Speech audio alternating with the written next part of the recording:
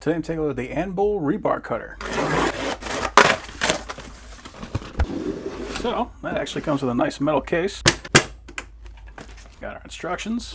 Got what looks like an oiling bottle, a couple gloves, some hex keys and a wrench, some bolts and some dies.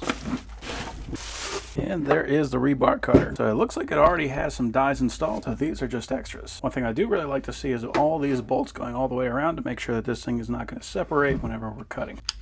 A nice heavy feeling trigger, and that is going to operate on standard 120 outlet. You can see on the back that's going to be a brushed motor, so we can replace our brushes right there. And this tells us that the max rebar diameter it's going to cut is 16 millimeters, so a little over half an inch. Right here we have a stop for our rebar, so essentially when we drop our rebar in here, when it starts cutting, it's going to want to try to twist it like that. So this bolt will press up against the side of it to try to keep it straight. Then here on the top we got our oil fill.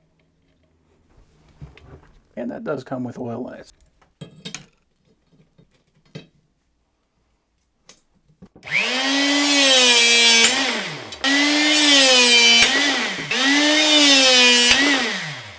That is impressive. So even fairly short lengths is very doable with this machine. So if you're used to cutting rebar with a chop saw or something like that, this thing is going to save you a ton of time. So I'm very happy with that.